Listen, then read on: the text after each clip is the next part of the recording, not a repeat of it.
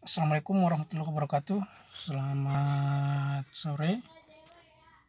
Kali ini saya akan coba membahas mengenai saham MNC Land ya, KEPIK.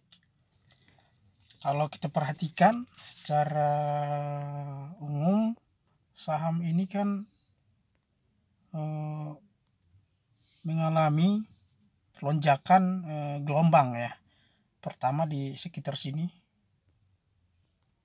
ya. Dia angkat dari sekitar 100-an, kemudian sampai 225 ya. Kemudian bandar melakukan distribusi kuat ini, bukan distribusi lemah lagi, mulai dari 225 sampai ke 100, hampir mendekati awal lagi harganya ya. Jadi ini artinya dia beli, kemudian diangkat dan dijual lagi di harga atas ya, diecer-ecer gitu ya, sampai 101 ya. Kemudian setelah itu dia mengalami sideway ya, dia kumpulkan lagi barang dari ya 101 sampai 106 ya, dikumpulin lagi barang sama dia. Jadi yang tadinya dia beli pertama di sini dijual, mungkin udah mulai habis, saya kumpulin lagi sama dia ya, pintar dia nih ya, kumpulin lagi sama dia. Kemudian mungkin sekitar 2 bulan 3 bulan ini dikumpulin, diangkat lagi 1, 2, 3 ya, 2 gelombang ya. Tapi kalau Anda perhatikan puncak yang pertama ini ya, kalau dibandingkan dengan puncak yang kedua ini, tingginya itu setengah ya. Ini mirip dengan Fibonacci retracement. Jadi bandar ini pintar. Jadi dia tidak akan angkat lagi saham ini ke harga tertinggi di gelombang pertama. Ya, kenapa bisa begitu? Karena dia nggak ingin ketika diangkat ke atas, retail yang ada di atas bisa keluar. Dia paksa retail itu tertahan di harga atas ya. Jadi ini juga ditunjukkan oleh awan Ichimoku yang muncul ya.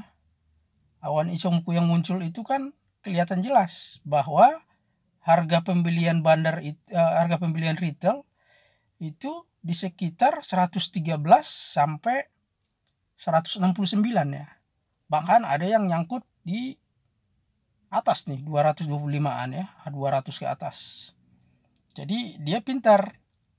Dia tahan harga di sekitar titik pembelian retail yang paling banyak ya, di sekitar 113 sampai 169, 170 lah ya. Tahan di situ sama dia.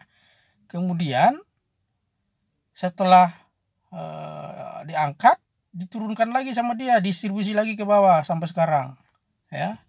Bahkan ini lebih gawat lagi, sampai menyentuh awan Ichimoku. Ini artinya apa?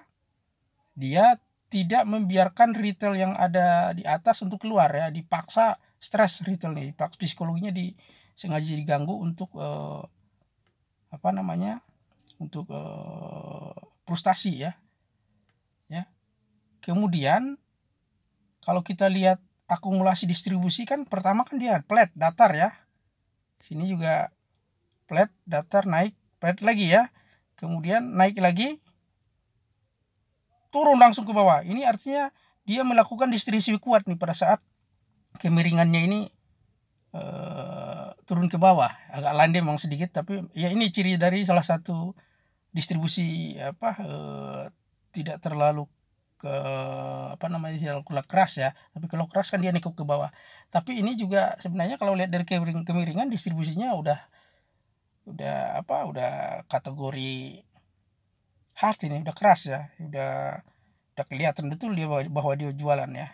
Kemudian sekarang dia akan menembus awan Ichimoku ya, dan kita perhatikan candle sekitar 2 minggu ya, dia range-nya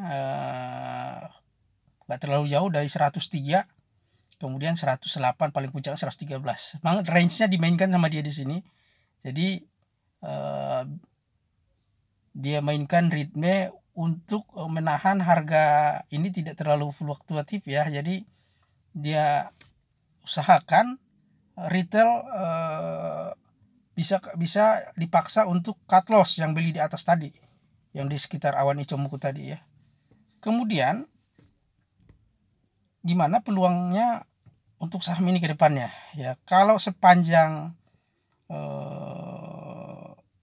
range 113 ini tidak tersentuh ya, di range itu ini tidak akan naik ya.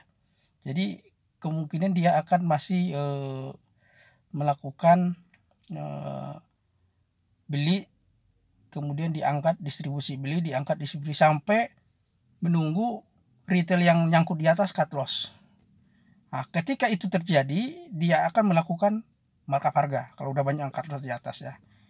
Dan tidak akan pernah lagi menyentuh titik tertinggi di dua gelombang tadi. Kalau yang ini kan tadi ya, berapa ini? Nah, ini kan 100% misalkan. Ini 50%. Mungkin nanti gelombang yang ketiga muncul, ini hanya sekitar 50% dari ini. Ini mungkin sekitar 20%. Jadi kenaikan yang akan muncul tidak akan pernah melewati garis awan Ichimoku, bukan garis ya, awan Ichimoku, yang ketebalan awan Ichimoku ini nggak akan pernah lagi itu. Biasanya sih begitu ya. Dan dia akan angkat maksimal itu paling sekitar 131 135 sampai 127. Biasanya range-nya ada di situ ya. Karena kalau dia angkat sampai ke atas, artinya bahkan banyak yang retail yang nyangkut di atas itu akan keluar ya, exit, walaupun nggak ada gain gitu. BEP aja, big event point gitu ya.